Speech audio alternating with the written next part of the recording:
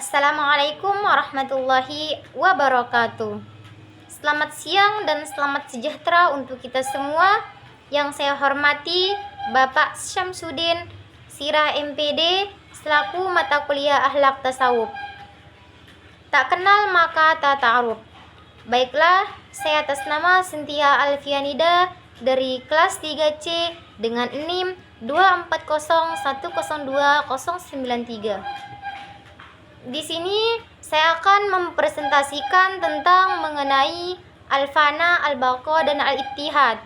Jadi al-fana menurut bahasa berarti lenyap, hilang, dan sirna.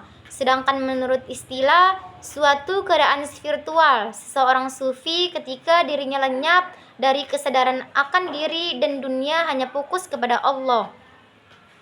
Sedangkan al-baqa dalam bahasa berarti tetap, kekal, dan abadi. Menurut istilah, kondisi setelah fana yaitu tetapnya diri sama Allah. Dalam tahap ini, seseorang sufi hidup dengan sifat-sifat Allah dan menjadi cermin akhlak ilahi. Yang terakhir, al-ittihad. Menurut bahasa berarti persatuan dan penyatuan. Sedangkan menurut istilah, kondisi mistik di mana seseorang sufi merasa bersatu dengan Allah dalam kesadaran nurani. Baiklah, kita lanjut ke definisi dan karakteristik al-fana. Al-fana secara etimologi berarti lenyap, sirna atau lebur. Dalam konteks tasawuf, al-fana menggambarkan keadaan spiritual di mana seseorang sufi merasakan lenyapnya kesadaran akan dirinya sendiri. Jadi karakteristik dari al-fana yaitu lenyapnya kesadaran akan ekstensi diri, terserap total dalam kontemplasi ilahi, hilangnya perasaan terpisah dari Allah, keadaan ekstasi spiritual yang mendalam. Baik, kita lanjut ke definisi karakteristik al-baqa. Al-baqa berarti kekal atau tetap. Ini adalah keadaan spiritual yang datang setelah al-fana, di mana sufi kembali ke kesadaran normal, namun dengan perspektif yang telah berubah secara fundamental.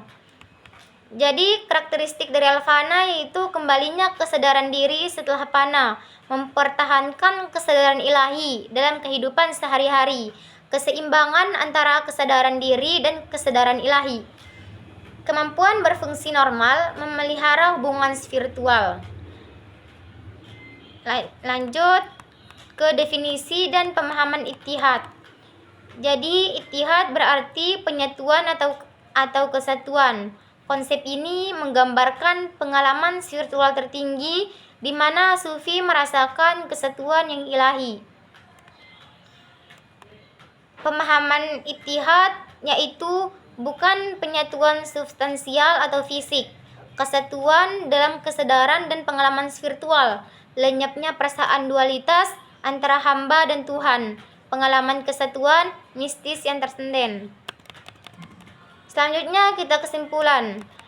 Jadi ketiga konsep ini menunjukkan bahwa tasawuf bukan hanya tentang ritual dan praktek lahiriah, tetapi tentang transformasi kesadaran dan pengalaman spiritual yang mendalam.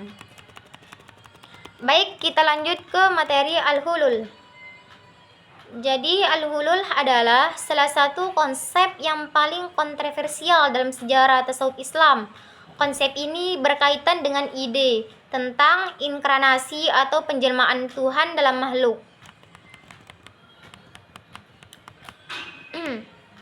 Kita lanjut ke jenis-jenis al-hulul.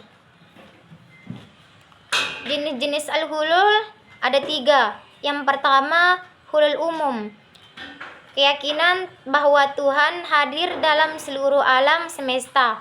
Kadang-kadang disebut juga panteisme. Yang kedua, hulul khusus. Keyakinan bahwa Tuhan menjelma secara khusus dalam individu tertentu, biasanya para wali atau sufi besar. Dan yang terakhir, hulul temporer. Keyakinan bahwa Tuhan dapat turun ke dalam seseorang pada saat-saat tertentu, seperti ekstasi spiritual. Jadi perbedaan hulul dengan konsep lain. Al-hulul, penjelmaan Tuhan dalam makhluk, ditolak mayoritas ulama. Al-ittihad, penyatuan dengan Tuhan, kontroversial, perlu interpretasi. Al-fana, lenyapnya kesadaran diri, diterima dalam tasawuf. Yang terakhir, wahdat al-wujud, kesatuan wujud diperdebatkan di kalangan ulama. Jadi kesimpulan dari materi yang di atas, kontroversial dalam sejarah tasawuf Islam, mayoritas ulama menolak hulul karena bertentangan dengan tauhid. Kontroversi ini telah membentuk perkembangan tasawuf. Pahaman yang tepat diperlukan untuk menghindari kesalahpahaman. Kita lanjut ke materi wahdat al-wujud. Menurut bahasa, wahdat artinya kesatuan dan wujud artinya kebenaran. Secara istilah, faham filsafat tasawuf yang menekankan bahwa segala yang ada hanyalah manifestasi dari wujud mutlak, yaitu Allah Subhanahu wa taala. Jadi tokoh utama Ibnu Arabi.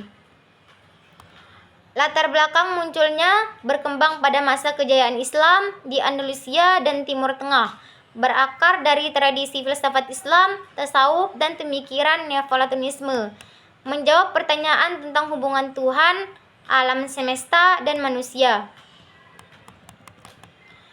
Perbedaan dengan paham lain, wahdat al-wujud menekankan kesatuan ekstensi Tuhan dan alam dalam satu realitas. Wahdat al-syuhud oleh al-Syatriyah, al-Mujadid, al-Furqi menekankan kesatuan kesaksiannya hanya kesadaran batin yang menyaksikan Allah.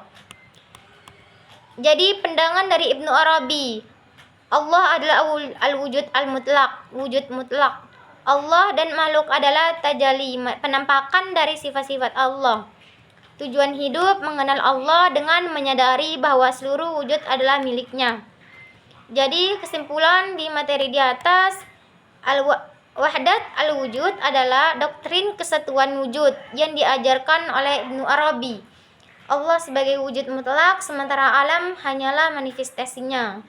Meski diperdebatkan, gagasan ini memberi warna penting dalam tradisi tasawuf Islam. Kita lanjut ke materi yang terakhir, insan kamil. Insan artinya manusia, kamil itu sempurna. Insan kamil adalah manusia yang mencapai kesempurnaan spiritual, moral, dan intelektual. Konsep ini dipopulerkan oleh Ibnu Arabi dan para sufi lainnya. Ciri-ciri insan kamil, yang pertama, dekat dengan Allah, mampu merefleksikan sifat-sifat Allah. Yang kedua, memiliki akhlak mulia dan meneladani Rasulullah SAW. Yang ketiga, seimbang antara jasmani, akal, dan ruhani. Yang terakhir, menjadi rahmatul alamin, membawa kebaikan bagi alam semesta. Dasar pemikiran transpirasi dari ayat sesungguhnya aku hendak menjadikan khalifah di bumi. Quran surah Al-Baqarah ayat 30. Nabi Muhammad SAW dipandang sebagai contoh utama insan kamil. Jadi tujuan hidup manusia kembali kepada Allah dengan kesempurnaan iman, ilmu, dan amal. Relevansi dalam kehidupan mendorong manusia berusaha memperbaiki diri secara lahir dan batin, menjadi teladan dalam masyarakat, mengharapkan hidup untuk mencapai ridho Allah. Jadi kesimpulan materi di atas, insan kamil artinya manusia sempurna. Contohnya tertinggi dalam Nabi Muhammad SAW. Konsep ini menekankan kesempurnaan iman, akhlak, dan pengetahuan. Jadi tujuan akhirnya adalah kedekatan dengan Allah dan rahmat bagi seluruh alam. Baiklah, itu saja saya bisa presentasikan. Lebih kurangnya saya mohon maaf. Wabillahi taufiq wal hidayah. Wassalamualaikum warahmatullahi wabarakatuh.